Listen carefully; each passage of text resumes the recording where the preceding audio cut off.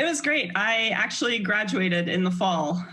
This past fall, I, as you said, re-enrolled in classes at the start of the pandemic. The start of spring quarter at Stanford coincided perfectly with the postponement of the Olympics and the pandemic. So I had been taking the 2019-2020 Olympic year off. And so in March of 2020, I was able to hop back into classes virtually and finish up my degree. So I took a full load of classes in the spring, summer, and fall.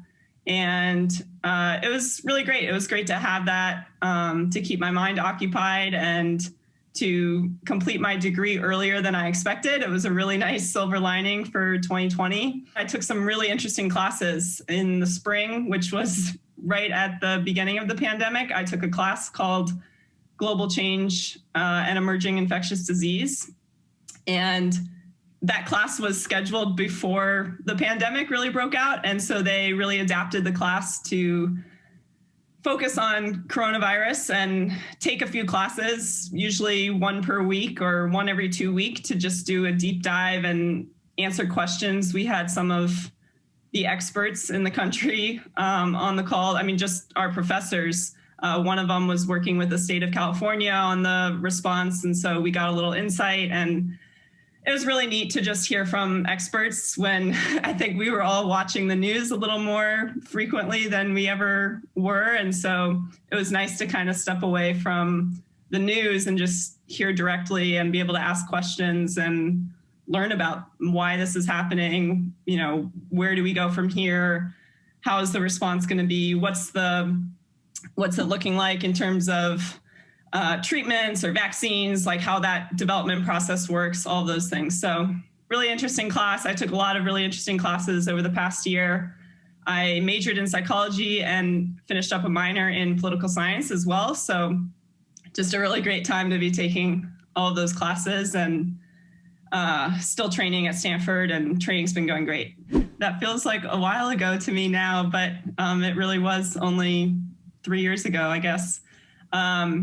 Yeah, you know, I'll take you back even further. I think after Rio, I was just about to start my freshman year at Stanford, and a lot of people felt like I should be going pro then and all of that. And I really felt strongly about going to Stanford and competing in the NCAA for Stanford and having that experience. And I really, really enjoyed it. Those 2 years, it was so much fun. We won 2 national championships.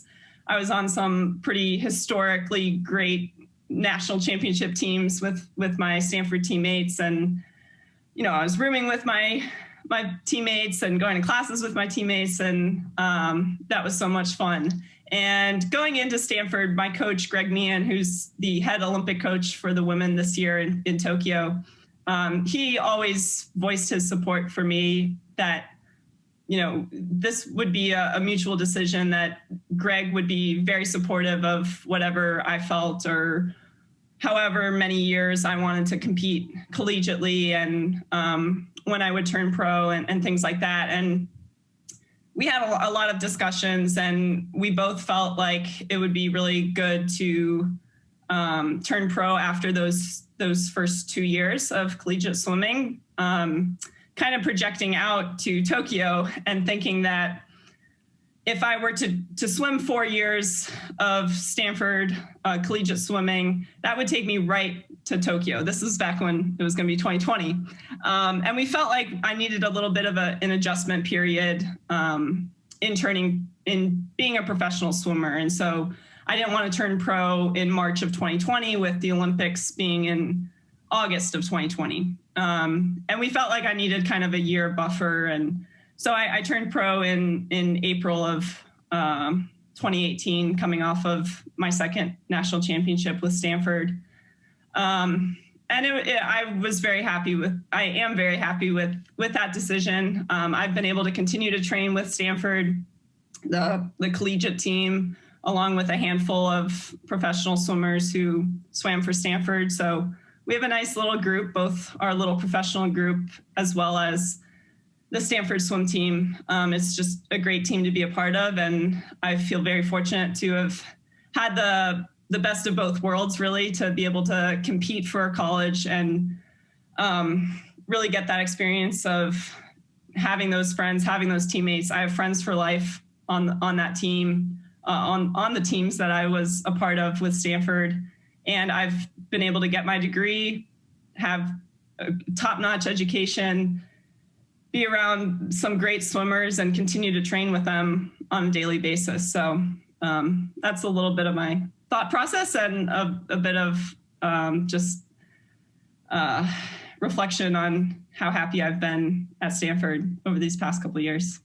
I've learned a lot, both as a swimmer and a student, and just a citizen, I guess. I've been around some amazing people, academically and athletically. Obviously, Stanford is a great academic institution and has some terrific professors and people that I know I'll stay connected with for a really long time.